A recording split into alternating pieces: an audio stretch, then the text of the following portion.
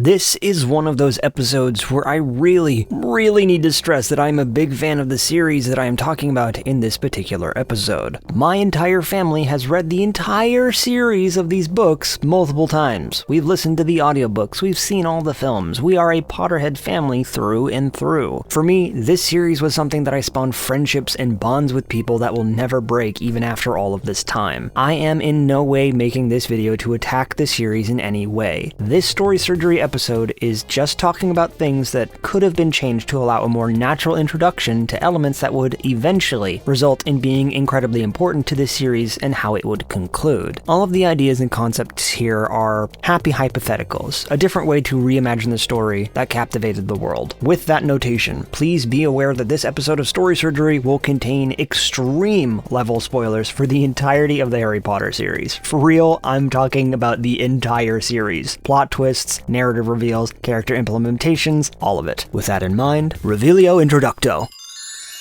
That's not a real spell, you know. You hush! You let me have this!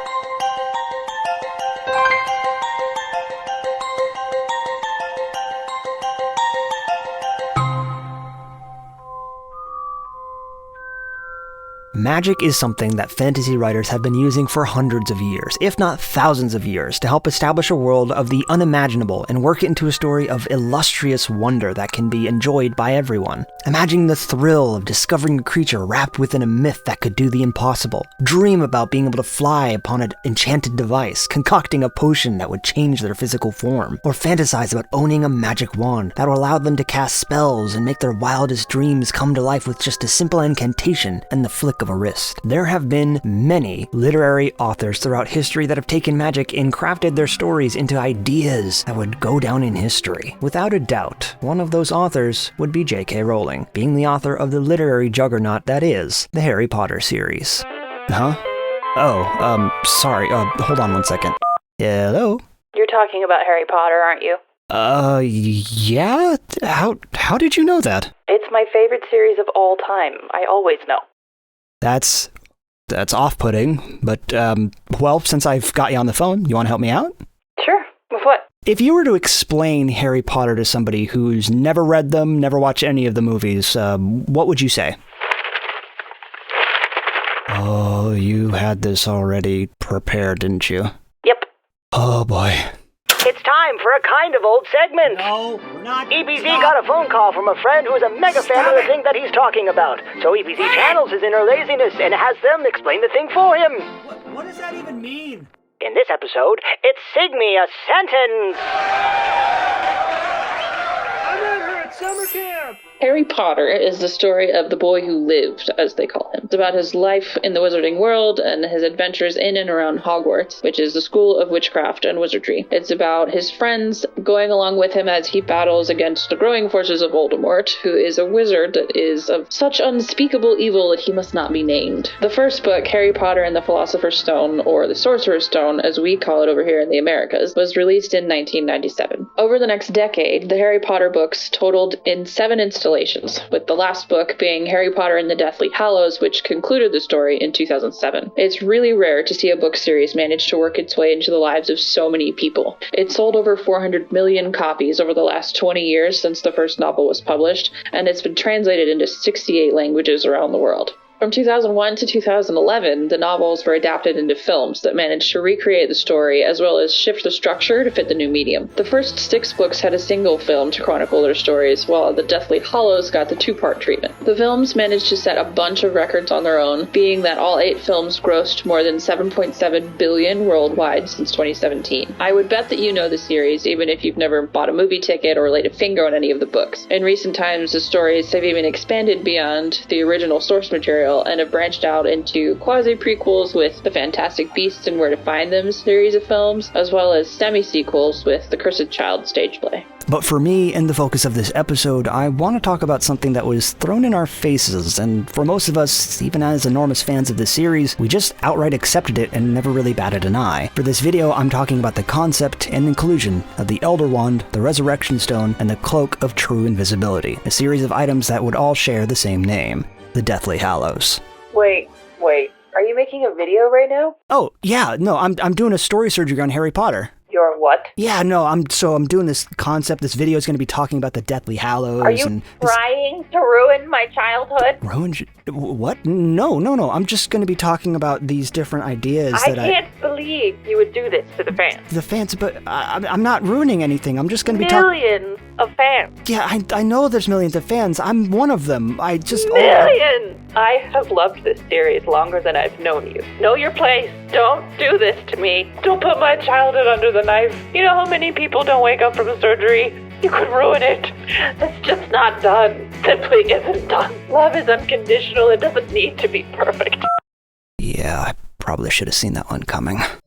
Introduced in the final installment of the series, the holder of all 3 Deathly Hallows were said to become the Master of Death. It turns out that the antagonist of this series ends up looking for these items in order to become unstoppable, while the protagonists are looking for the fragmented pieces of the antagonist's soul so the antagonist could actually be defeated. The Deathly Hallows are unfortunately shoehorned into the story at the very last second as a means to explain why Harry's invisibility cloak suddenly is more relevant than it was before, why Voldemort was going after Dumbledore's wand inside of Dumbledore's grave, and why the Golden Snitch was gifted to Harry in Dumbledore's last will and testament. This isn't great. Not the idea of the Hallows themselves. They work perfectly fine within the world as we understand it to be in this wizarding world. The issue lies in the fact that these all-powerful items with enormous stakes in the story are introduced in the last installment of said story. These Deathly Hallows as a concept unfortunately falls into a widely disliked element of storytelling known as Deus Ex Machina. You've probably seen or heard this term before, but for those who haven't, allow me to explain. Deus Ex Machina is a term that refers to a character, an item, or even an event that seems to exist just to effortlessly solve a problem that seems unsolvable in favor of the protagonists. This element is more often considered to be divine by the characters within the narrative, as the majority of the time Deus Ex Machina work in the protagonist's benefit in a way that completely solves this problem that they presented with, which is another reason why Deus Ex Machina are considered to be divine intervention. Many people, and I really do mean many, regard Deus Ex Machina as a narrative cop-out, a situation where the writer or storyteller has backed their protagonists into a corner with an unsolvable event and has little to no chance to succeed, so the storyteller invents an element that swoops in without warning, or even setup, and either mostly or completely solves the issue at hand. It is very, very rare that Deus Ex Machina actually work within any narrative that they are planted into, and even the times that they do work, it's either because they're supposed to be taken literally or played for laughs, the latter of which could be seen in Monty Python's Life of Brian. If you don't know what I'm talking about, I'm not going to explain that. That's worth a watch in and of itself. Now, what classifies as a Deus Ex Machina has become something that has lost a little bit of its true structure, as most try to envelop and stretch the term to include a bunch of other narrative elements. Deus Ex Machina is not a plot twist in a narrative. Many people get this one confused as they think that a sudden shift in the direction of a narrative or a character would fall into this term. It does not. There are a few things that are needed for a plot element to be considered a Deus Ex Machina. Firstly, Deus Ex Machina are solutions to a problem that the protagonists face. They are not something that twists the direction against the protagonists. The Deathly Hallows, or specifically the Elder Wand, meets this by suddenly being an item that ends up turning the tides in Harry's favor in defeating Voldemort. As it turns out, because of some convenient timing, the Elder Wand that is in Voldemort's physical possession actually belongs to Harry because it owes its allegiance to Harry when he disarmed Draco, who disarmed Dumbledore, who had the last wand as the true owner. Yeah, it gets a little weird. Secondly, Deus Ex Machina are sudden and or unexpected. Even if they are a reference to the story, they do not change the course of the narrative. It's when that they are finally brought into the narrative that the plot suddenly shifts in the favor of the protagonists. This one can be a little tricky to figure out because most will say, but there's a whole book dedicated to them, how could they be unexpected? And me being me, I knew that I'd have to bring out the metaphorical abacus to help showcase the numbers.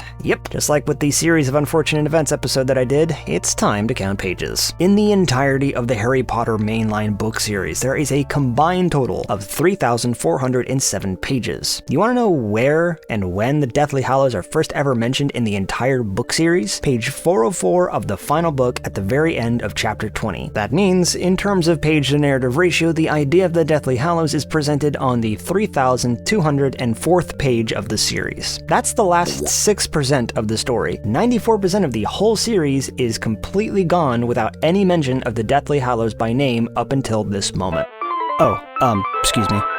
Wait a minute, the Hallows symbol was mentioned in Half-Blood Prince? During the Pensive trip, Harry and Dumbledore hear Gaunt talk about the ring having the Peveril coat of arms that turns out to be the Deathly Hallows mark. If there was a mention of them previously, how can they be Deus Ex Machina? That's the issue. It's only mentioned in Half-Blood Prince. The first time Harry, and to the extent the reader, ever hear anything related to the Deathly Hallows is during a private lesson with Dumbledore within Chapter 10 of Half-Blood Prince, on page 207, wherein we are told that the ring has the Peveril coat of arms on it, but we never actually see or know what it looks like. The first time we actually see the symbol is during the wedding of Bill and Fleur, when we see Xenophilius Lovegood wearing the symbol around his neck, to which the book describes Harry's interpretation as a triangular eye on page 139 of Deathly Hallows. Later in that same chapter, Victor Crumb goes on to explain that the symbol is connected to the dark wizard Grindelwald, and for the next 265 pages, it's a constant back and forward on whether or not it's actually connected to Grindelwald, and only until the trio goes to talk to Xenophilius Lovegood on page 404 of the 21st chapter do we actually find out what it is. The trio discusses it further in chapter 22, aptly named The Deathly Hallows, wherein it's discussed that the ring that Marvolo Gaunt brandished that he said had the Peveril coat of arms on it. Ron asks Harry if the coat of arms could potentially be the same as the Deathly Hallows symbol, to which Harry exclaims, "Why not?" And it's only on page 698 within chapter 34 do we actually see the Resurrection Stone and how the symbol is displayed on its surface. Sing, would you do the honors? The Resurrection Stone had cracked down the vertical line representing the Elder Wand. The triangle and circle representing the cloak and the stone were still discernible. So if you want to argue that mentioning the symbol in Half-Blood Prince counts towards this, then that means that the first ever idea of the Hallows lands on page 2939, being the last 14% of the story overall. This still isn't great, and still results in the Hallows implementation into the series feel very ham-fisted. It doesn't have a gradual payoff that reveals itself in an epic way. It just kind of feels like the "oh, by the way" effect. Having the ability to say, well, it's kinda hinted at in the last book is not the same thing as allowing this important element to have a satisfying payoff towards any of the narrative. Some say the Deathly Hallows are Deus Ex Machina. Others will go on to say that they aren't. This subject has been debated back and forward pretty heavily ever since the final book hit the masses. For me, this is how I view them. When it comes to the singular book, yes, the Hallows are less of a Deus Ex Machina, but could still be considered as such. However, in regards to the entire grand narrative across all 7 books, then yes, the Deathly Hallows are definitely examples of Deus Ex Machina. It's my viewpoint on them, and if you, as a fan of the series, don't consider them to be, then so be it. I'm not here to remove your love for the series. This is just a means of presenting a different viewpoint and angle on narrative crafting. For many audiences, it's hard for them to get on board with something that just swoops in and fixes a problem that the story has been building towards this entire time. They want their protagonists and heroes to show their wit, their cleverness, their heroics to stop the antagonists, and their wanting to save the day. Having something else just swoop in and do it for them leaves us really dissatisfied. There are some fans that will try and defend this element by going back into the story and trying to find what they believe to be hints towards this resolution or implementation of this story element. This results in people finding, or at least trying to find, things that appear to be evidence that turn out to either not properly line up with this idea, or, which tends to be the more damaging argument, people are just flat out inventing scenarios in the established narrative and claiming that it was the definitive hint towards this idea, and then going on to claim that only real fans would have picked out the context clues. No joke, we have actually had people who have said the likes of, well, you'd only know this if you were a true fan and paid attention. And that is just such a slap to the face, because from the data that I presented before, the mention of the Deathly Hallows does not even come into proper play until the last 6% of the entire series. There's nothing in this story that would lead anyone to believe that these were even remotely part of the story. Even in the penultimate story, the Half-Blood Prince should have done something to help prepare the audience for these narrative elements and how they would eventually become this super important detail, rather than having this single throwaway line from the fleeting memory of a character that only appears once. And that, viewer, is what this video is about. We're going to be taking the symbol of the Deathly Hallows and strategically planting the the idea throughout the entirety of the story across all of the books, and subsequently across all of the films as well. However, I feel like I must make one rule absolutely clear. We are not introducing the Hallows themselves. These are the following rules I am binding myself to. Number 1. The Hallows are never named outright until the final story. They can be alluded to in casual conversation, however. 2. The symbol never takes over the narrative until the very end of Half-Blood Prince leading into the Deathly Hallows. Number 3. The symbol locations have to make sense. They are not haphazardly slapped in random locations nonsensically. Essentially, what we're doing is taking the idea of how Harry sees the symbol in Deathly Hallows and dialing it up to 11. Or rather, we're sending it back to the first book and strategically placing it throughout the narrative so that Harry sees the symbol at least once per story/book/film. At the end of each section, I will pose to you a question, asking your thoughts and ideas about your own placements and reasonings. Well, Sing, if you want to stay on the line, you could listen to all the ideas and stuff that I want to do.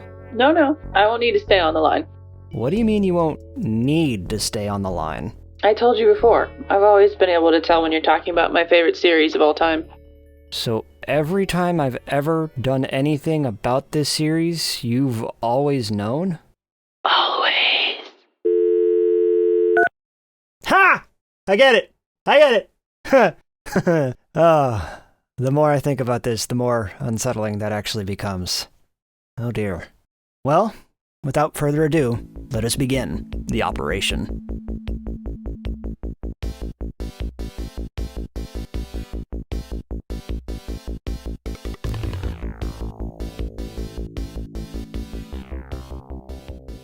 By far, one of the easiest locations to place the symbol of the Deathly Hallows is on the frame of the Mirror of Erised. Hands down, a mirror whose reverse inscription reads, "I show not your face but your heart's desire." Now, this is what we make the most apparent about the Deathly Hallows symbol being on the Mirror of Erised. The symbol was not natural to the mirror's frame. Everything else on the frame seems intentional, like it was added when the mirror was being created. The symbol, however, looks crude, as if it was added later. Simply put, to Harry, the symbol looks like it was carved into the frame with some kind of sharp object. I'm sure some would ask as to where the symbol would be carved into, and while it really doesn't matter, I do think that the best placement for the symbol is right above the inscription. Looking at the mirror design that we saw in the films, the space right above where the actual inscription is a perfect placement for it. Being that the Deathly Hallows are, at least to most, considered to be some of the most coveted things in this world, it would make the most sense as the Mirror of Erised would showcase people becoming the Master of Death by having all of these items. Now, I'm sure some will say, but most witches and wizards think that the Elder One, the Stone of Resurrection, and the True Cloak of Invisibility are part of a children's story and aren't real. To which I offer the following. The inscription reads, "I show not your face, but your heart's desire." Who said anything about the heart's desire having to be real? Where's the unspoken rule that the mirror can only show you what's actually achievable? If your heart's desire is to be the owner of the Deathly Hallows, wouldn't that be what you see? This is the chance to utilize the narrative gray area that exists with certain magical elements throughout the series that openly doesn't break the original purpose or force the audience to reconsider the interpretation of what this element was. "I show not your face, but your heart's desire" is not a defined term of usage. It's simply the mirror's ability to show the viewer what they really want deep down. So what does this do for the story? Absolutely nothing. And actually, that's kind of a good thing, because as it stands right now, we don't want this commanding the narrative in any way. Harry looks at the mirror, sees the symbol, and doesn't give it another passing thought. He's immediately taken in by the fact the mirror is showing him his entire family, and the symbol is just sort of there. There are a few places in the first book that the symbol could be placed within, so let's hear your ideas. Leave a comment with Book 1 placement ideas and talk about where you'd place the symbol within the first story and why. Now, while we're on the topic of the first story in the series, there's something I want to do that actually secretly drives home a very particular element about one of the Deathly Hallows that is in play from the very beginning, being the invisibility cloak that was gifted to Harry by Dumbledore during Christmas of Harry's first year at Hogwarts. In a literature sense, this addition is a little trickier to implement because it's more of a visual change. Totally doable in the novels, but as you'll discover in a second, the element is much more effective in a visual medium, such as a film or even a graphic novel. There is a visual illusion that most of us have probably seen but never knew what the actual name of the effect was. You ever seen those glasses that when you put them on, it makes lights look all rainbowy or even takes on different shapes? Sometimes they're marketed as firework glasses or even rave glasses. The effect that these glasses create is something called diffraction, and it's a process by which light sources are spread out into a colored spectrum or even a shape as a result through passing through narrow apertures across an edge. I know that sounds really weird to say out loud, but here's an example from GlowFX where one of their glasses actually turns light sources into the shape of hearts. I'm sure some are thinking that this is a really weird detour, but allow me to explain why this is important. Something that the invisibility cloak can do is slightly affect the view of those who are underneath it looking out at the world around them. Not obscure the view per se, rather affect how the lights look around the wearer. What if the invisibility cloak had a diffraction effect wherein, when you look at certain light sources, the lights now give off a triangular shape of varying sizes and colors? It's a small little change to the cloak that is purely aesthetic, but what it does is play into a very significant payoff that presents itself when the audience is suddenly aware of what that symbol actually means in regards to what the invisibility cloak is. Now don't worry, I'll explain that in detail when we get around to it a little later. In the meantime, let's move on to year 2.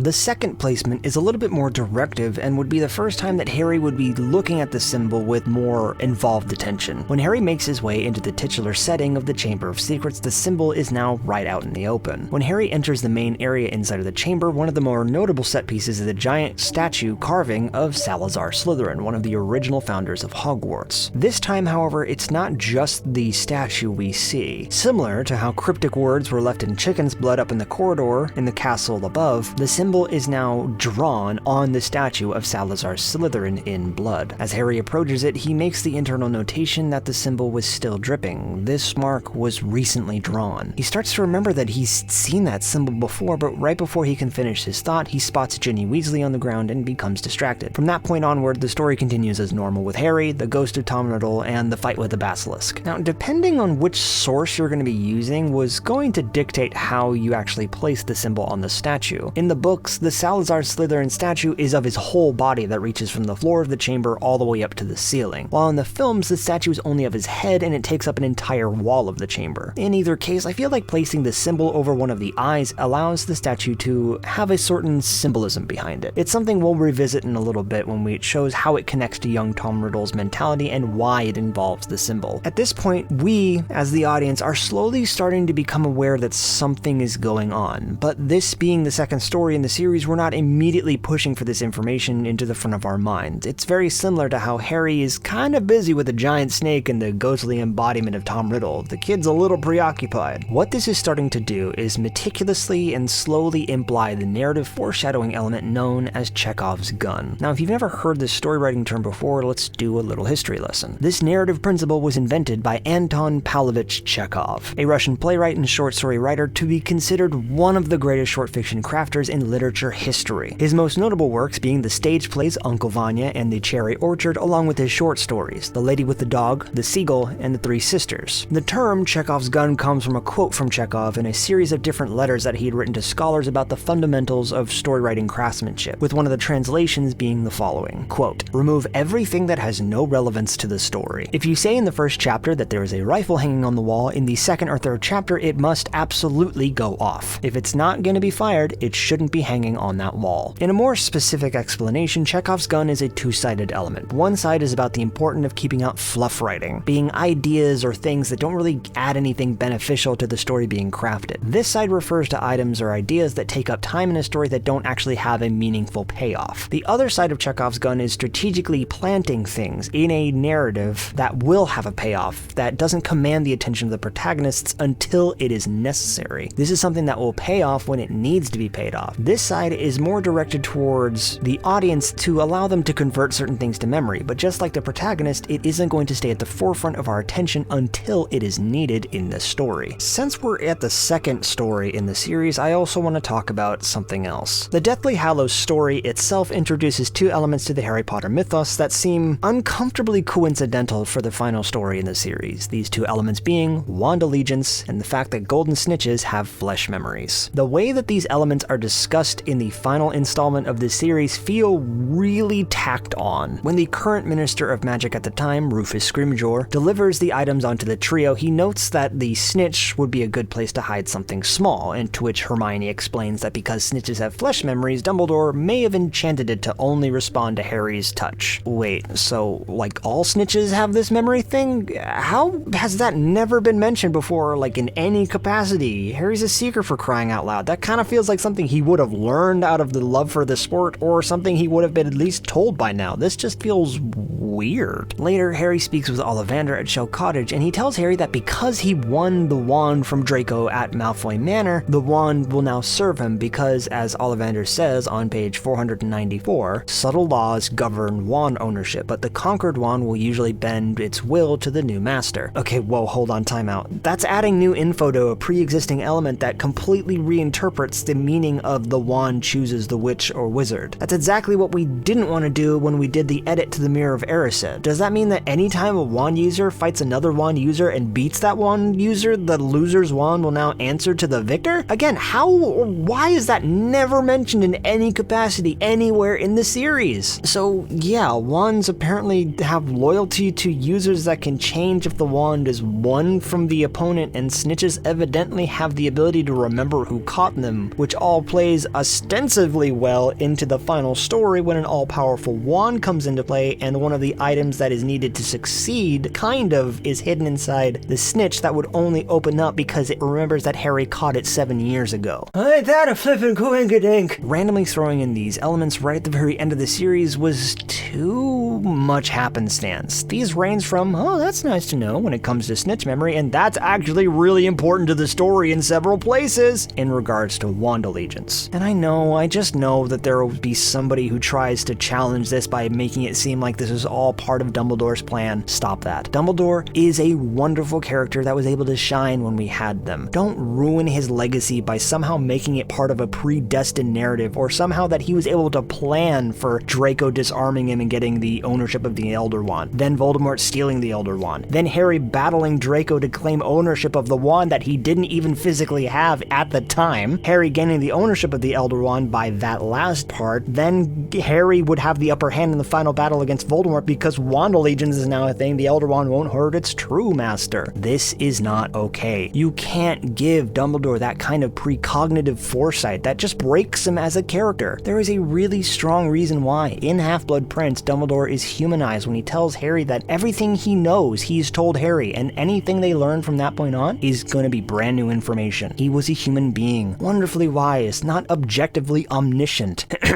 Sorry, I needed to get that little rant out of my system. Funnily enough, there's actually 2 places in the Chamber of Secrets story to introduce snitch memory and wand allegiance that actually feel natural and justified for their inclusion. Snitch memory could be mentioned when Harry visits Dumbledore's office for the first time. When he enters the office, he's bemused by the fact the first thing to actually greet him was a golden snitch that silently follows Harry around, almost orbiting his head as he walked around. After a brief chat with the Sorting Hat, Harry witnesses Fawkes spontaneously combust, and Dumbledore walks in and explains Fawkes' nature as a phoenix. Harry then quizzically asks why this golden snitch was orbiting his head and following him around, and Dumbledore explains that that was the same snitch Harry nearly swallowed after the match last year, and it had to be retired. Harry inquires as to why it would be retired, to which Dumbledore briefly explained that golden snitches are made with an enchantment that allows them to remember who is the first one to catch them, so that professional Quidditch scorekeepers can make sure that there's no confusion on who caught the snitch for the premium competitions. This flesh memory is so powerful that even the makers of golden snitches can't touch them with their bare hands. There is a reason why seekers at Hogwarts have to use special gloves in order to catch the snitch. The snitch is still able to remember the seeker who caught them, but the snitches can then have a memory bump that it can be then used again for another match. Dumbledore chuckles that this snitch can't or won't forget Harry because, after all, he practically ate it. That's kinda hard to forget. This also would be a fun thing to revisit, this idea that every time Harry goes and visits Dumbledore's office, the snitch would greet him like an excited bird and constantly orbit around and rest on top of his head. That would be so cute, oh my goodness.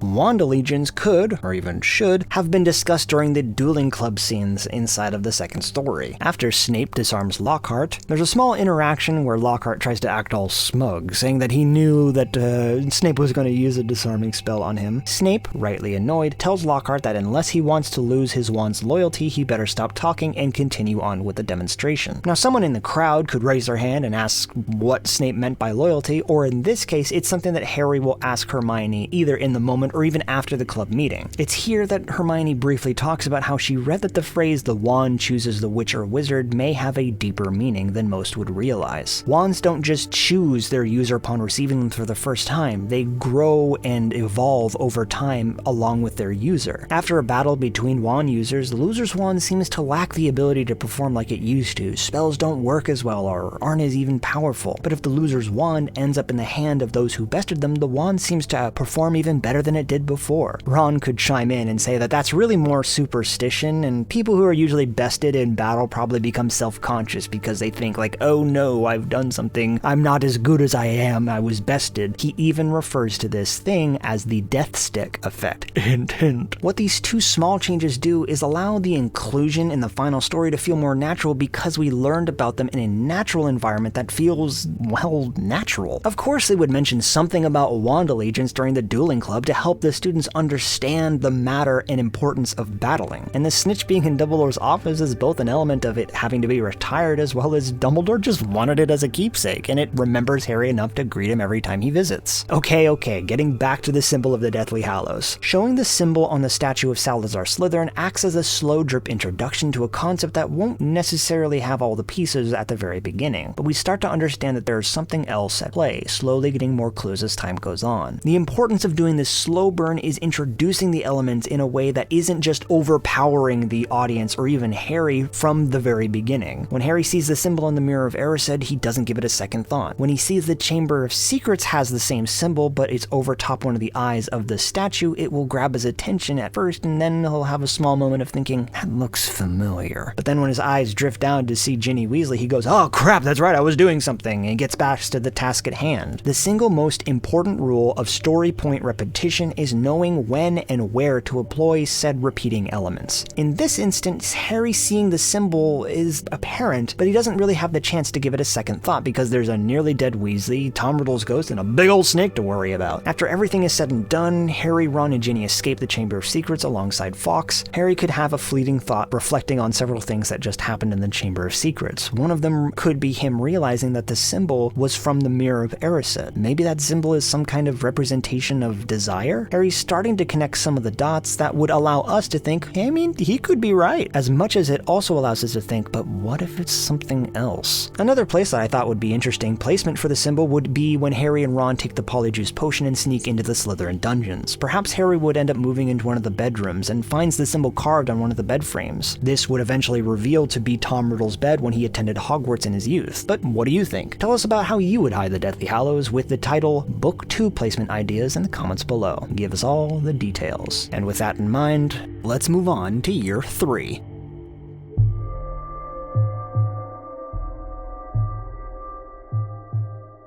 This placement is our first big tip-off that a grander element is at play when it comes to how this symbol appears, as it's going to catch the audience as well as Harry way off guard and permanently cement this symbol into our headspace. After Ron is dragged into a hole underneath the Whomping Willow by a large black dog that seemed to follow Harry around all year long, Harry and Hermione chase after them under the willow into a passageway that would eventually lead them into the Shrieking Shack, the abandoned house found in Hogsmeade that was believed to be haunted by the locals. As Harry and Hermione enter the shack, they begin looking around to see if they can't find where Ron was taken, somewhat splitting up to search as many rooms as they can. As Harry searches, he comes across something very peculiar. He finds a small hole in the wall right next to the floor, but what catches him off guard was that there was a little bit of light coming through it. He's puzzled by this, because it can't be a hole to the outside. He was walking in a hallway where there were rooms on either side of where this hole was, so it couldn't possibly be to the outside, but it couldn't be to either one of these rooms, could it? Harry gets down on all fours and peers into this hole and is completely taken aback by what he discovers. On the other side of the hole appeared to be a small sitting nook, no bigger than a closet, and it didn't appear to have a door or any form of entryway. The light was coming from a window that had actually been boarded up from the inside, but over time it appears the boards had fallen down, exposing the moonlight coming in from the outside. Underneath the window was a small bench with a small pillow, a small candle, and even a small pack of books. The unsettling part about this little nook was the fact that this weird triangle symbol that Harry had seen before was now scattered all over this tiny room, etched etched into the floorboards, carved into the walls. It filled Harry's skin with goosebumps. Just as Harry is about to call out to Hermione, they both hear Ron scream from upstairs. Harry and Hermione meet up at the base of the stairway and run upstairs to see if they can't go find Ron. Now, what does this do exactly? Well, it actually works in tandem to help illustrate a few things. One of them becomes much more evident in the next scene when we find out that Ron's pet rat, Scabbers, was actually Peter Pettigrew, a previous friend of Harry's parents who betrayed them to Lord Voldemort, which eventually got them killed.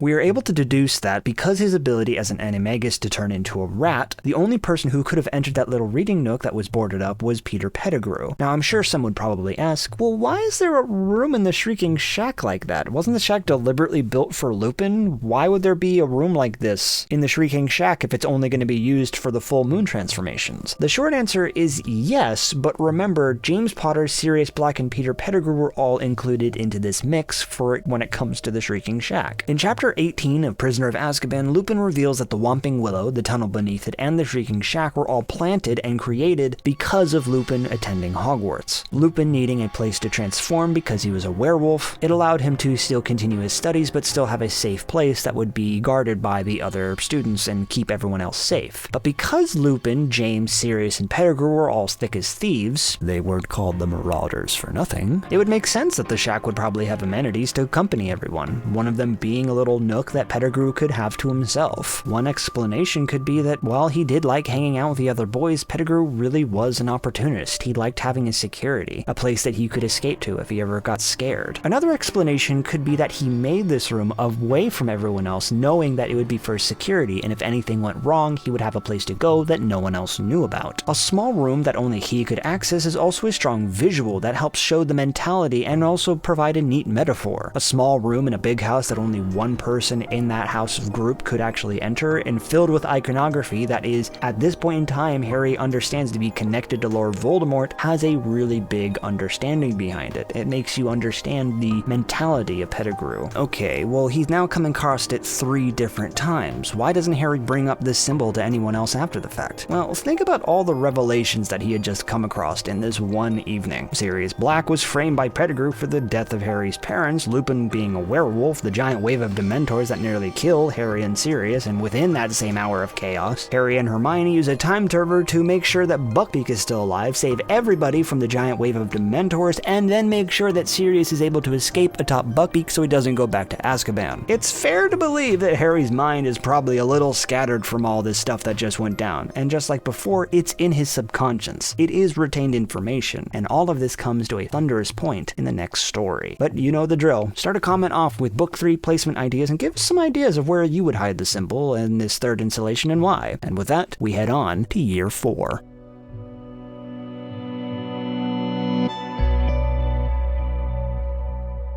The symbol appears in this story during the final round of the Tri-Wizard Tournament. All of the champions have to face the ultimate challenge of going through a hedge maze filled with all kinds of mysterious creatures to find the Tri-Wizard Cup at the center. Whoever gets to the cup first wins. Harry and Cedric Diggory are neck and neck for a mad dash to the end. Realizing their chance to share in the victory together, the pair take hold of the cup and are whisked away from Hogwarts to a mysterious graveyard. While Cedric is convinced that the cup being a portkey is somehow part of the challenge, Harry knows that something doesn't feel quite right, especially when he looks upon the gravestone that is incredibly old and has weathered over time to the point where Harry, in this darkened nighttime area, has a hard time reading what the actual name is. The only thing that he could see clearly was that the name began with a C. However, what sent a shiver down his spine was that the symbol was carved onto the surface of the gravestone. The mark utilized the C in the name to write the triangle and the line through the center. After seeing this mark, Harry realizes that they're in some serious trouble and tells Cedric that they need to get back to the portkey. But just as they begin to move towards the cup, Pettigrew shows up, kills Cedric, and binds Harry up. He drags Harry across the graveyard and slams him into a gravestone, where Harry looks in horror at the name Tom Riddled upon the grave. And within only a few moments, Lord Voldemort is properly resurrected to his full power by using his father's bones, Pettigrew's hand, and Harry's blood to become whole again. And with all the information that is presented to him, Harry jumps to this conclusion. The symbol must be somehow now Voldemort's secret symbol. Not the dark mark, but maybe something older. He probably had Professor Quirrell carve it into the Mirror of Erised, had Ginny draw the symbol in blood onto the head of Salazar Slytherin at school. Pettigrew had carved the symbol into the wood of the Shrieking Shack in that tiny little nook, and now, possibly out of spite towards somebody who had wronged him, who buried in this graveyard, Voldemort had carved his own symbol into the headstone. I mean, what else could it possibly be? But see, that's just it though. Harry's making an assumption based off of all the information that he currently have, and doesn't have all of the pieces quite yet. Worse yet, most of the time he's presented this information that completely catches him off guard, and is always in the heat of a moment. Now, I want to take a moment and talk to you about a very important element when it comes to doing these rewrites. It's a term I'm calling plot point hindsight. I just know that there's going to be a diehard fan that probably will come in and say, but that can't be that way because of what happens later in the story, and I need those people to pump the brakes a little and stop and understand the issue with this thought process. You cannot fault Harry for having a certain level of understanding about something he doesn't know all the details about. By Goblet of Fire, and when that story transpires, he's a 14-year-old boy who's constantly being threatened by extreme danger and turmoil. Of course, he's not going to be the most level-headed about any of this. He's not playing with a full deck. As people who have read or watched all of these stories in the series, we know certain things that are or will happen. Imagine if you're reading through the story for the first time and you've come to this point with Harry, you'd have all the exact same clues that Harry does. You've made your own deductions, and whether they're actually similar or even identical to Harry is going to be radically different from reader to reader. Plot point hindsight is a very powerful tool in narrative storytelling because of how it will change your view of the story after you've finished it. Your ability to go back to the first story in the series and go, holy crap, this was in my face the whole time from the very beginning? That is a very powerful feeling you can give a reader or audience as a story writer. Remember that diffraction effect that I was talking about earlier with the invisibility cloak? This would be an example of plot point hindsight that causes the reader to reinterpret and slap their head in bewilderment, realizing this element's true nature was always right in front of their eyes, and never put two and two together because they didn't have all the details yet. It's a tricky thing to pull off because some story writers tend to do one of two things. A, they either go really overboard in getting the audience to understand that this element is much more important than it initially is believed, causing the audience or the readers to kind of like wait for the actual identity of this element to be revealed. Or B, they have something in the story that didn't have immense narrative significance to the story until the story writer suddenly had the epiphany to make this thing much more important, so they invent a backstory really late into the story to this seemingly mundane thing. But whose grave was the symbol located on in Lynel Hangleton? Well, one possibility that could be reached is that it belonged to somebody named Cadmus Peverell. What with Cadmus being the ancestor of the Gaunt family, and Maroke Gaunt would eventually wed Tom Riddle Sr., that would give birth to the person who would eventually become Lord Voldemort, so there is a solid connection there. And don't worry, I'll go into extreme amount of details a little later to explain how that symbol ends up on this gravestone, so stick around. So Harry has his mind made up. The symbol must be a secret symbol of Lord Voldemort. Everything up until now has led him to believe that this is the case. On the mirror, in the chamber, in the shack, and now on this gravestone where Voldemort was resurrected. It has to be a symbol. It must be. But what do you think? Tell us where you'd hide the symbol with the comment Book 4 placement ideas and give us all the little details. And with that, we move on to Year 5.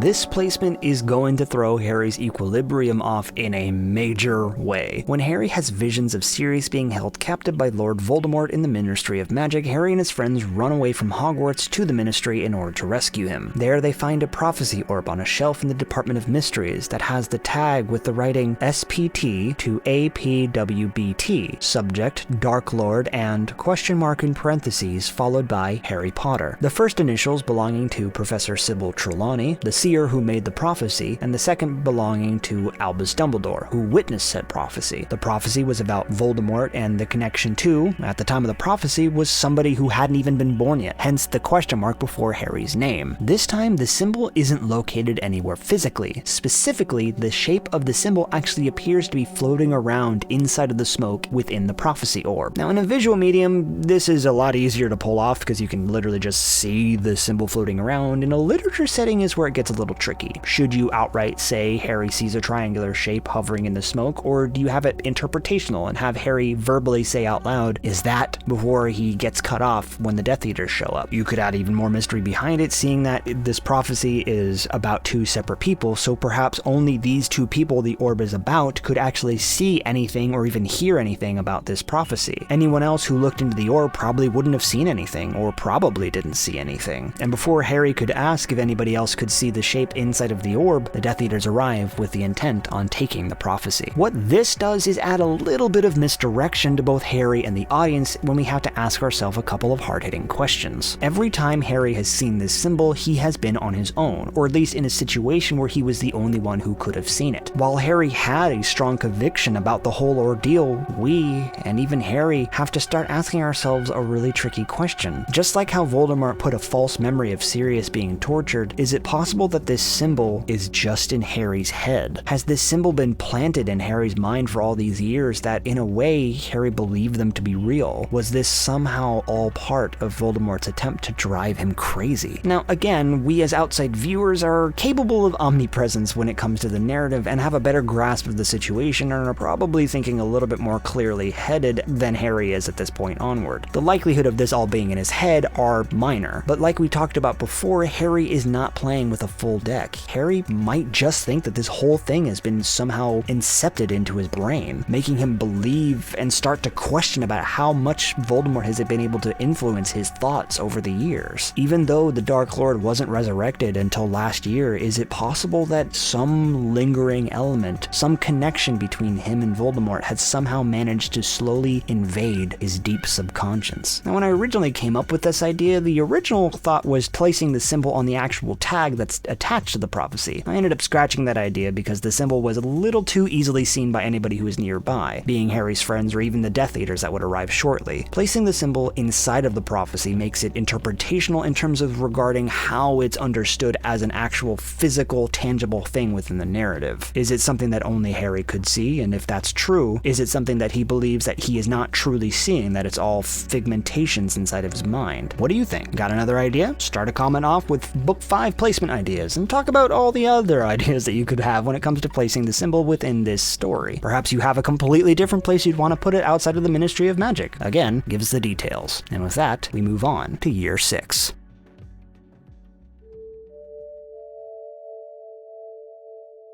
Surprisingly, this is the instance where you actually don't need the symbol at all. I know. At the beginning of the video, I said the 6th story was where it was like the most needed, but in this reworked version of the story, it actually becomes the opposite. So why wouldn't you place the symbol in Half-Blood Prince? Simple. It's intentionally deceptive without taking over the story. We just finished a story that begged the question on whether or not the symbol was in Harry's head at all, so this provides the chance to actually run with that a little. Really drive home that concept without taking anything away from the story scene within Half-Blood Prince. That way, in the final story, when we actually see the symbol again, it becomes much more driving shove towards realization that this symbol was real. However, allowing the symbol to be in the Half-Blood Prince story gives a different opportunity for a narrative focal point. All year long, Harry has been going about his own business with school, including a book for potions that was labeled as belonging to somebody calling themselves the Half-Blood Prince. It's during this year that Harry and Dumbledore also begin their research in the hunt for the 7 items that Voldemort used to split his soul into all these different pieces so that he could essentially become immortal. Something that you could do is have a small moment between Harry and Dumbledore during one of these memory diving sessions with the Pensieve. After Harry obtains the memory from Slughorn, young Tom Riddle is conversing with Slughorn in the past via the memory. Riddle claims that all his life he thought he knew what he wanted, but as he got older he realized his childish delusions, saying something along the lines of,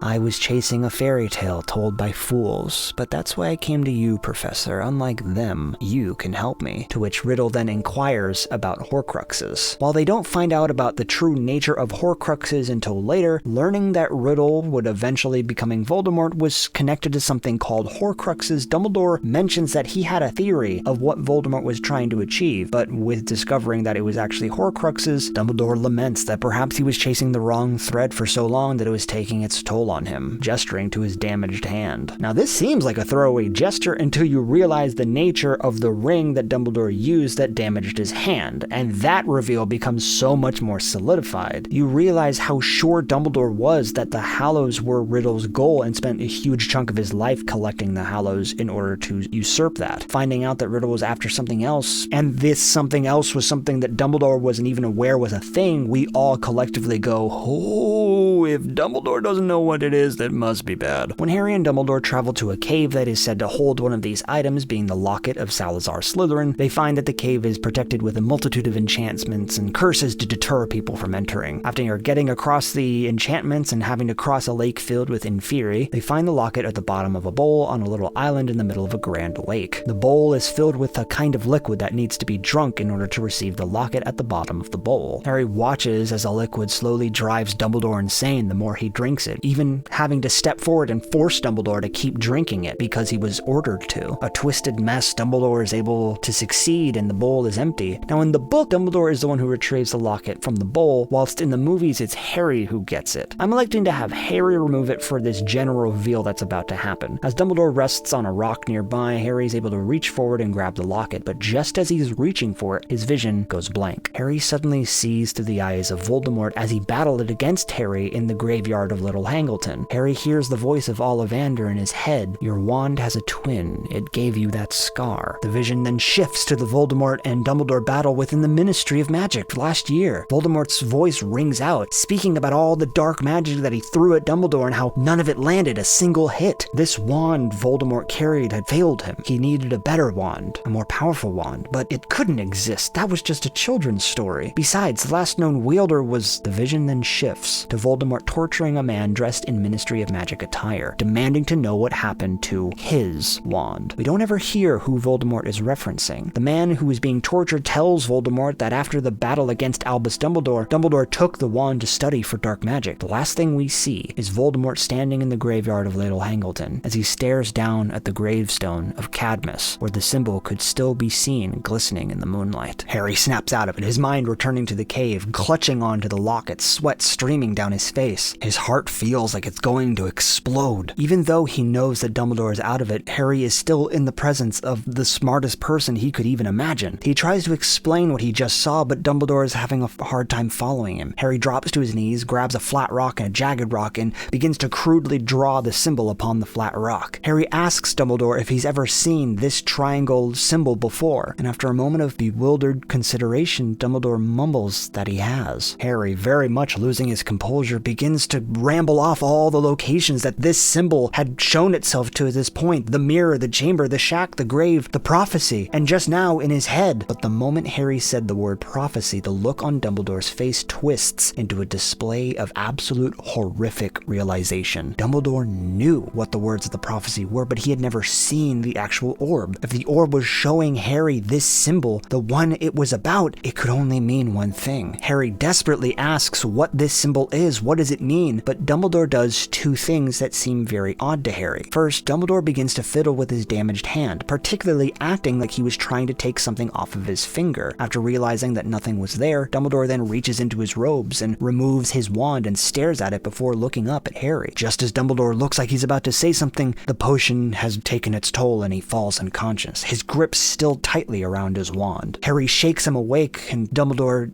proceeds to repeatedly ask for water. Fearing for his mentor and his role model, Harry abandons trying to ask about the symbol. He tries filling the bowl with water with a spell, but it doesn't work. The only option is to use the creepy lake water. Harry tries to get water from the lake, the inferior rise from the water, and almost being taken down by them, Dumbledore is able to subdue them with fire, and Harry and Dumbledore are able to escape the cave. Dumbledore, very much exhausted, attempts to inquire what Harry was asking about, but Harry disregards it. Getting Dumbledore back to Hogwarts was the more important issue. They could talk about this until the cows come home when they get back. However, when they get back to Hogsmeade, they see the dark mark above the school. The Death Eaters had infiltrated Hogwarts. Rather than their return taking place in the Astronomy Tower, I recommend that we shift the location to Dumbledore's office. Dumbledore, starting to recollect what exactly Harry was telling him about the symbol in the cave, he knows that something needs to be quick and it must be done now. Upon arriving, Dumbledore and Harry enter the office and, just as always does, the snitch shoots off one of the shelves and begins to slowly orbit around Harry's head. Dumbledore gently grabs the snitch out of the air and asks Harry to bring him over to his desk. As he does, Dumbledore then reaches into his desk drawers and instructs Harry to go wake up Snape and bring him back here. Harry is hesitant, offering to help Dumbledore with whatever it is that he was trying to do, but Dumbledore turns stern, reminding Harry that he swore to do whatever Dumbledore told him, and this was no exception, and with that, Harry turns to leave. Now, if you're using the film as the influence, you know that Harry stops his departure on a lower level and watch what happens next from below, while in the novels, Harry's is underneath his invisibility cloak, and when Draco Malfoy arrives, Dumbledore pins Harry to the wall and stops him from intervening. For this reworked idea, either one of them works fine. Choose whichever one fits your particular fancies. Malfoy arrives and disarms Dumbledore. Dumbledore's wand flies right out the open window. From the angle in which Harry is positioned, he notices two things. Firstly, Dumbledore wasn't holding the snitch anymore, and apparently the snitch was nowhere to be seen. And secondly, Dumbledore's scarlet quill was moving on its own, swiftly writing on a piece of paper without a single sound while Dumbledore was talking to Malfoy and trying to keep him calm. Dumbledore talks about understanding the feeling of wanting to belong to something, to be part of something bigger than yourself. Continuing to chit-chat, Dumbledore stumbles around the room, trying to keep himself upright in position because the potion he had drank was slowly starting to take its toll. He grabs hold of a bookshelf and attempts to pull himself into an upright position, but Harry notices that Dumbledore appears to grab a book off the shelf while holding himself up. Dumbledore then clambers back over to his desk and sits on the edge, and in the brief moment with an exasperated sigh, Dumbledore drops the book onto the desk. Dumbledore continues to converse with Draco, and when he makes a really swift hand movement when talking to Draco about the vanishing cabinet, the book on the desk quietly flips open, and after a moment, the quill jumps from the paper it was writing on to the open page of the book, does a really quick mark, then jumps back to the piece of paper it was writing on and continues to write. Dumbledore pleads and tries to reconcile with Malfoy, and for the most part, we see that Malfoy is seriously questioning his choices, even mentioning that he has to do this because if he doesn't, Voldemort would kill him and his family. Dumbledore tries offering his help, but is cut short when the Death Eaters surround them, taunting Dumbledore about their attempts to get the best of him. Shortly after, Snape arrives, and after a small dialogue, ends up killing Dumbledore, whose body flies out the same open window that his wand was cast out of. And even though his mind is racing at 1,000,000 miles per hour, Harry overhears one of the Death Eaters ask Draco where Dumbledore's wand was, to which Draco says that it flew out the window. The Death Eater sounds absolutely ticked, but states that it's no matter, and that they need to go. Snape, Draco, and the Death Eaters have a walking battle throughout Hogwarts. Although in the movie it's just a poor guy who just happened to be at the bad place at a bad time. Poor dude was probably just going to the bathroom. And the Death Eaters are able to flee Hogwarts with a trail of destruction in their wake. What makes matters even worse, the locket that Harry and Dumbledore went through the ringer to get turned out to be a fake, inside containing a note from a mysterious R.A.B. who stole the original locket as a long game to defeat Voldemort. The symbol appearing as a direct vision is one thing, but having Dumbledore confirm its existence is the final nail in Harry's subconscious. He had finally the chance to get any kind of answer for this thing that has been eating away at him for years, this leech of an idea that creeps back into his brain, and from the person who he trusts and looks up to the most, told him it wasn't just in his head, but just when things were starting to turn his way, the rug was pulled out from under him, and Harry had to watch his role model, the constant voice of reason and supporter after all these years, be taken away from him. But as always, tell us what you're thinking with a comment titled Book 6 Placement Ideas, and give us the details on your ideas. At the end of this story, Harry presents Hermione and Ron with the locket. He then tells them about the symbol that he had been seeing, retracing his steps, talking about all the locations that Harry had seen this mark across all 6 years until now. When he's told by Ron and Hermione, someone who with a wide history in the wizarding world and the book's smartest person he could know off the top of his head respectively, that neither one of them had seen this symbol before, Harry is even more confused. Did Dumbledore mistake this thing for something else? Is it possible that the potion he drank made him believe he knew what the symbol was? The trio only had guesses. With all the information that they knew, their guess was that the symbol might be connected to Horcruxes, that the symbol itself may be an ancient mark for Horcruxes. They work out how it all connects together. The Chamber of Secrets was Tom Riddle's main hangout and proclaimed heir of Slytherin, so marking the statue in the chamber was his way of claiming that title and ensure that he was never usurped from that title by displaying the mark of the Horcruxes, an item that would never allow him to truly die. Pettigrew was loyal to Voldemort, so even as a rat he carved the symbol out of devotion to the Dark Lord. We knew that Scabbers would often wander around Hogwarts at night, so perhaps the place he would always go back to was the Shrieking Shack to remind himself that Voldemort would return, practically worshipping the idea. Perhaps the reason it was on a gravestone in Little Hangleton was because this Cadmus person might have been the originator of Horcruxes. They weren't sure, but they can't think of anything else. The prophecy showed Harry the symbol because it foretold that neither could live while the other survived, and because how Horcruxes are tied to Voldemort's and Harry's creation, it made sense. The only one that stumped all three of them was the symbol being on the frame of the Mirror of Erised. Perhaps somebody at some point in time desired Horcruxes and saw themselves with it and put it on the actual frame to remind them of that. It's all they had. With all they believed to know at this point, they were unsure, but this was their hypothesis. So Harry, Ron, and Hermione now must set out on their last goal: find the Horcruxes to make Voldemort mortal again and defeat him once and for all. And for the most part, this plan is solid, and that is until they see the symbol in the most unlikely of places. And with that, we go to year 7, the final year.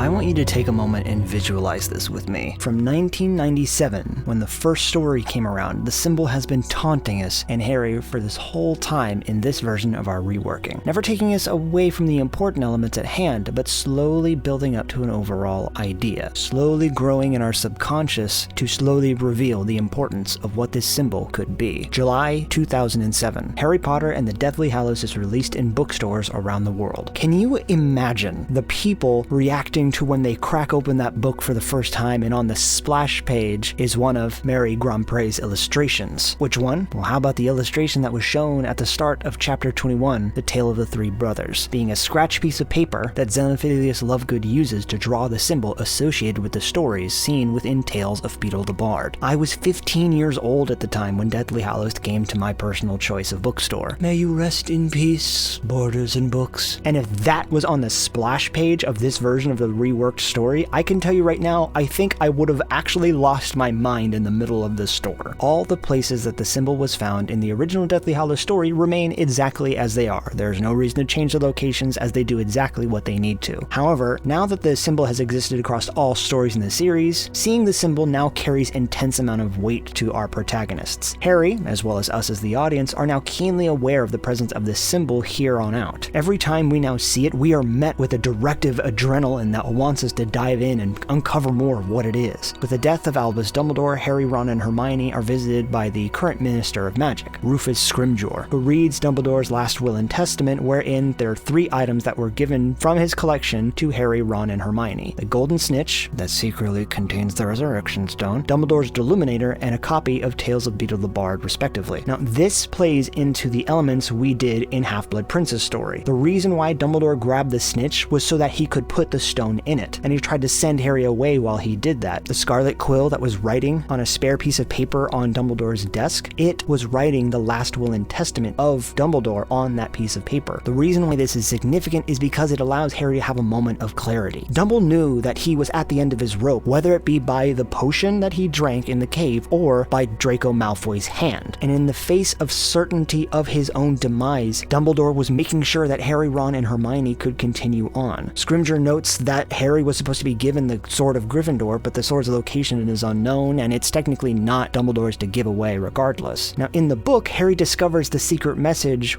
on the snitch shortly after receiving it, while in the film, he discovers it right after Ron leaves. I'm sure someone will ask, but if the symbol is so involved at this point, why doesn't Hermione find it, like, immediately when she opens up the Tales of Beetle the Bard to the Three Brothers story? And it's true. This becomes 100% more tricky because it depends on which version of the story you're basing this off of, the novel or the films for this particular rewrite. In the novel, Hermione never heard of Beetle the Bard or their stories, as she was raised by Muggles and didn't have the fairy tales in her lexicon or knowledge. Honestly, that idea of Hermione never hearing about Beetle the Bard in any way, shape, or form just feels really convenient. In this variation, we're establishing that she knows the tales of Beetle the Bard and has skimmed through them probably several years ago, but admits that she's never really sat down and read them front to back, the reasoning being that children fiction was just not on her studies category. This book, whether a gift or not, was not on her must-read radar, given all the things that the trio had been up until that point. During Bill and Fleur's wedding reception, Harry is doing his best to remain inconspicuous, but when he sees Xenophilius Lovegood, Luna Lovegood's father, wearing the symbol around his neck on a necklace, Harry, wildly confused and probably upset given the sensitivity of the matter, begins to move forward towards Xenophilius to inquire. But when Kingsley Shacklebolt's Patronus arrives to deliver the message that the Ministry has fallen and the Death Eaters are coming for them, Harry, Ron, and Hermione's long adventure of being on the run begins. At this point, the story progresses pretty much as it is as the original. The trio are on the run from the Death Eaters while attempting to hunt down and destroy Horcruxes. What we've done here is a fairly small thing, but it's a situational impact for the direction of the final installment and what it's going to do. First and foremost, it addresses the symbol right near the beginning to get that point out in the open. Showing the symbol at the wedding with Xenophilius allows us to understand that this important element is now coming to the forefront of our mind, and because of the hypothesis they have, they are now either wildly confused even more or really upset because it's very high possibility that this particular person who they had never met before possibly has some connection to the Dark Lord. The trio end up in Grimmauld Place, Sirius Black's family home and previous base of operations for the Order of the Phoenix. Here, they hide from the Death Eaters and Snatchers and discover that RAB were the initials of Regulus Arcturus Black, brother of Harry's grandfather Sirius. They question the house elf, Creature, who tells them that the locket that he had stolen was actually then stolen by Mundungus Fletcher a while back when he ransacked the place. They're able to find Fletcher, who tells them that Dolores Umbridge is in possession of the real locket and she's currently at the Ministry of Magic. Harry, Ron, and Hermione don Polyjuice Potion disguises and sneak into the Ministry and steal the locket. They get chased out of there. When their cover is blown, Ron gets horribly injured and they're back on the run again. They try to destroy the locket and it's not working. When Harry and Hermione figure out that the Sword of Gryffindor must be the key to destroying the Horcruxes, Ron, who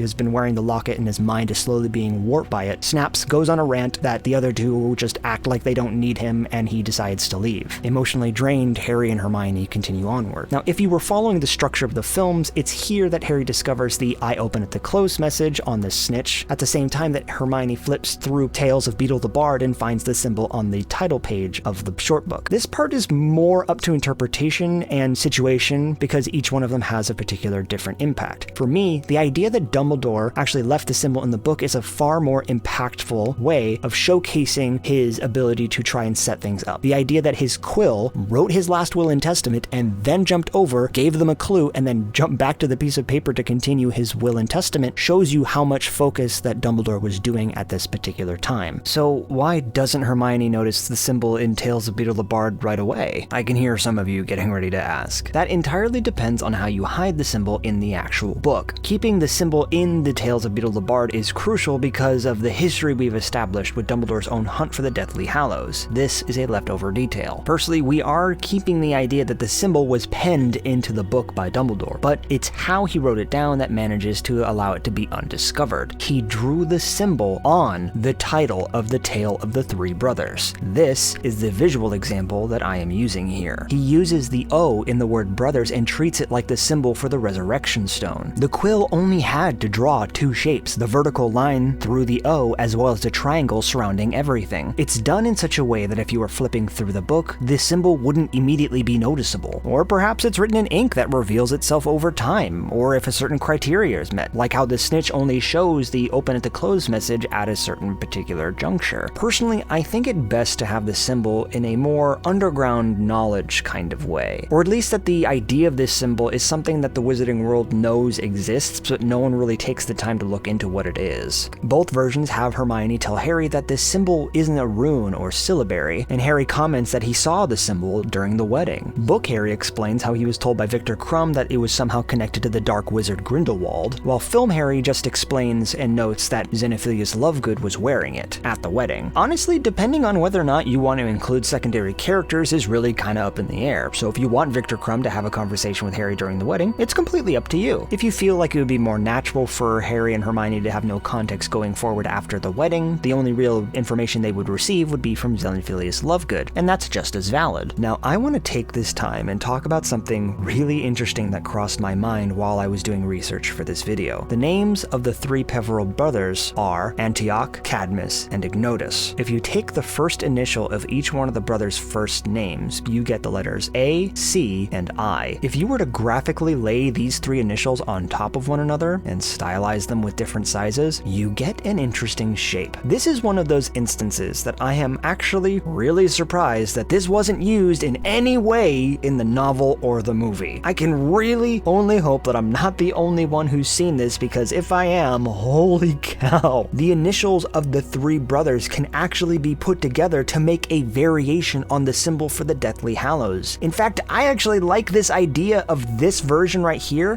with all the initials of the brothers forming the symbol. I I like it so much that I actually want to consider this to be the actual Peveril coat of arms. This is what the coat of arms actually looks like. When we visit Godric's Hollow alongside Harry and Hermione, it's this version of the symbol that we see on the Peveril gravestone. Now, I know someone will want to ask why I would make this kind of change, and the answer is really simple. It's known as logo evolution. Logos throughout history have always been used and created to do one thing, to make you identify a brand, organization, or namesake. Logos rarely ever stay the same for a long period of time, the only exceptions being for logos of companies that have a really strong stance in the current system, i.e. they're popular and shifting the logo would be a bad move for brand recognition. Since it's somewhat underground knowledge that the Peveril brothers are most likely the inspiration for the tale of the three brothers story, it would only make sense that the Peveril coat of arms would slowly be adapted into a symbol that would eventually become the symbol of the Deathly Hallows. The originators of the story would probably change up the logo a little bit to make it adapt to the story that they're trying to pay homage to. I have a sneaking suspicion somebody's getting ready to type this one out, so I might as well address it. Yes, I'm aware that this doesn't necessarily line up in regards to how the tale of the three brothers dictate which brother gets what hallow. In the story, the eldest brother gets the Elder Wand, and the wand is symbolized with the vertical line. Now, the eldest of the Peveril brothers was Antioch. The youngest brother was given the cloak of invisibility, and was represented by the triangle shape, and the youngest brother was Ignotus Peveril. In order for this idea of a reimagined coat of arms to work, Antioch should have owned the cloak, and Ignotus should have had the wand. Cadmus had the stone in both, so I guess he's all good. He can just take a nap or something. Honestly, the easiest thing to do would actually just to be swapping the names, and it actually works fairly well. Antioch having the cloak is because he is the antithesis of his brothers. Protecting himself from death with the cloak is a moral opposite of a wand that causes death, and a stone stealing the souls claimed by death. Ignotus having the Elder Wand actually works better because the word ignotus is a Latin origin for the word ignorant, and what's more ignorant than asking death for an unbeatable wand? Or he created the unbeatable wand. Many people believe that the tale of the three brothers is a fabrication that was told by Beetle the Bard in order to make a profitable story, then parading around with the dang thing and acting all high and mighty. That's how you wake up with a knife to the neck and your wand being stolen. Good job, doofus. All of these introduced elements now opens the door to the connection of Tom Riddle and his own childish obsession with the Deathly Hallows at a younger age. Tom Riddle grew up in a Muggle orphanage. He never knew anything about his heritage. It's only when he went to Hogwarts that he discovered that his father of the Riddle family was Muggle-born, and grew a distaste for the name and his father and donned the name Lord Voldemort in spite of him. It's when he used his middle name, Marvolo, that he discovered his mother's magical history, which eventually led him to realize his connection to Salazar Slytherin. But it was the Gaunts that also were the far-off distant relatives of somebody named Cadmus Peveril, the original owner of the Resurrection Stone, which was placed into a ring, got passed down through the generations, and ended up in the hands of Marvolo Gaunt, the estranged grandfather of Voldemort. Research leads Voldemort to discover the legend of the Deathly Hallows and their connection to the Peveril brothers. He believes that due to his newly discovered heritage to both Slytherin and Cadmus Peveril, that he must be destined to wield the Deathly Hallows. The problem is, for most of his life, he was either mocked for believing that these things were real, or he could never really find any solid proof that these things were anything more than a fairy tale, a work of fiction. As time goes on and his studies get stronger and stronger, he slowly starts to develop his own doubts about it. So he begins to research other ways to cheat death, leading him to discover a bit of dark magic known as Horcruxes. Voldemort then tests this new ability by murdering Myrtle Warren, aka Moaning Myrtle, in Hogwarts Castle, then transferring the piece of his fractured soul into his own diary, and it worked. The following year, Voldemort then would go to the Gaunt household, steal the ring from Morfrin Gaunt, then would go on to kill his own father, and from that murder he would take the second fragment of his soul and put it inside of the ring to create his second Horcrux, then proceeds to hide the rings under the floorboards of the Gaunt household. Now, in the original story, Voldemort finds out that his mother's magical connection after he makes his first Horcrux, but by having Voldemort start making his Horcruxes as a reply to accepting that the Hallows were a fairy tale allows them to have a more symbolic connection to forcibly burying his own past. Something interesting you actually could do with this idea is that in a last-ditch attempt to discover if that Deathly Hallows were real, Voldemort steals the ring and tries using the Resurrection Stone, but it doesn't work. This could be for a multitude of reasons, but here are two standout ideas. Firstly, his soul has already been fractured after the creation of the first Horcrux. Perhaps the stone could only respond to somebody whose soul was whole. Secondly, the stone was said to bring back the souls of departed loved ones to the user of the stone, but we've been told that Voldemort is incapable of love, so it's perhaps the stone did actually work in his hand, but no one existed as a loved one territory to go back to Voldemort when he called upon them, and thus it would appear nothing happened. Do you have your own idea? Well, tell us about it by commenting with why Voldemort couldn't use the stone, and give us all the details. So why does Voldemort suddenly gain interest in the Elder Wand sometime later? Well, that much actually stays the same. He pursues the Elder Wand when his own wand fails to kill Harry in the Little Hangleton graveyard during the events of Goblet of Fire. In the events of Order of the Phoenix,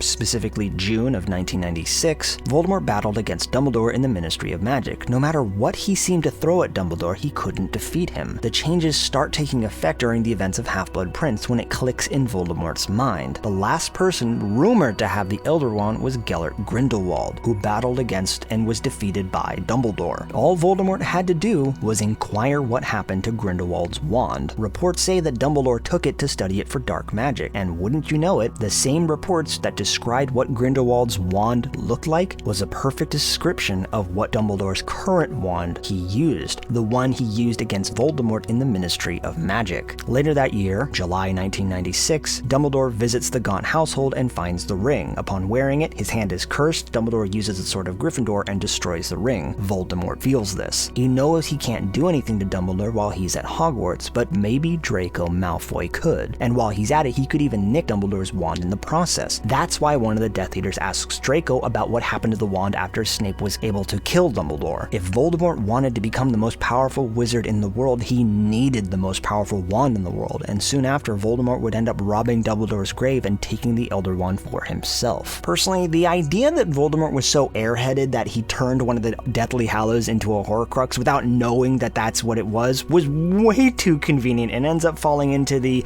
"but it turns out" territory I discussed at the beginning of this video. The idea that he obtained this stone and it didn't work because of the dark magic that he used on himself when he split his soul was much more symbolic for its impact. For someone whose soul is broken and lacked the ability of love, couldn't summon the spirit of a loved one that was claimed by death. At that point, he had given up his humanity. He would then go on to mock the myth of the Hallows even more by turning the supposed stone into a vessel for his piece of his soul. It's sardonically poetic in an ironic kind of way. Harry making the discovery that this symbol that seemed to follow him around all these years was actually a symbol for the most powerful objects known to wizarding kind manages to bring him overwhelming comfort as well as bringing unsettling grief. The symbol was on the mirror because many witches and wizards looked at themselves and saw themselves as the Master of Death wielding the Hallows. The symbol was on the statue of Salazar Slytherin because Voldemort, when he was young, treasured the idea of becoming the Master of Death and attributed it to his own heritage. By marking the symbol on the actual statue, he then makes that statue an essence of what Voldemort saw himself, the heir and the inheritor. Pettigrew marked the rat den inside of the Shrieking Shack with the symbol over the 12 years that he was a rat for the devotion for the Dark Lord and the plan to resurrect him. Pettigrew knew that the Little Hangleton graveyard was eventually a part of the plan, so he reminded himself by carving a symbol that he found on the gravestone to never lose sight of what that goal was. The version of the symbol was on the gravestone of Cadmus Peverell because he was one of the originators of the Hallows. What you actually saw on that marking on the gravestone was the original Peverell coat of arms that had weathered over the many decades. The symbol being inside the prophecy was a remnant of the fact that the power to defeat the Dark Lord was Harry's ability for love and compassion, as well as being destined to wield the Elder Wand, landing in his possession in the final clash at Hogwarts. And the one last thing that stood out in Harry's mind more than anything else was something that was, at times, literally in front of his face. The invisibility cloak was represented by the symbol of a triangular shape, and wouldn't you know it, when he puts on his own invisibility cloak, there's a diffraction effect that makes lights, such as candles, fires, street lamps, etc., have a haloed effect that took on the shape of twinkling triangles. It was always there, but until now, he never had a reason to question it. Perhaps all invisibility cloaks were like this. After all, he's only ever had one, but this was the final nail in his proverbial coffin. The Hallows were real, and the final clash with Voldemort was soon to be at hand. And there you go. These are the ways that one could implement the Deathly Hallows from the very beginning and slowly increase the intensity and implementation of the story as it goes along, placing them in ways that manage to gain different interpretation as the story progresses. They never overtake the story from the original goal. All they do is hint at something larger at play, only really becoming the focus of the story in the penultimate installment that naturally leads us into the final segment of the story of the boy boy who lived, and how he managed to save the wizarding world from he who must not be named. Will everybody be on board with these kind of changes? Probably not. Many believe that the story was probably fine exactly the way that it was. I do not and will not blame you for feeling this way. Some of the changes made and proposed in this video range from tiny directional changes to larger shifts in the history of certain characters and elements. Of course, people aren't going to be on board with something like this, but like I said at the beginning of this video, this is not supposed to be about removing the original source material and replacing it. Story Surgery is a series about hypotheticals, questioning storytelling of certain things that we love and asking ourselves how it could have been done differently. Harry Potter is a franchise that has left a mark on hundreds of millions of audiences, leaving impressions on those who secretly wished for an owl to arrive with a letter to Hogwarts. The cultural impact of this entire franchise has been a phenomenon that not many other series have been able to even come close to matching. Fans reach from the youngest of readers to the eldest of imaginative viewers. And even after 13 years since the final book graced the shelves of our bookstores, and going on 9 years of the release of Deathly Hallows Part 2 in cinemas, the series will continue to enchant the minds of those who imagine what their lives would be like with just a little bit of magic. And with that, I can safely say that when it comes to this episode, this mischief is managed.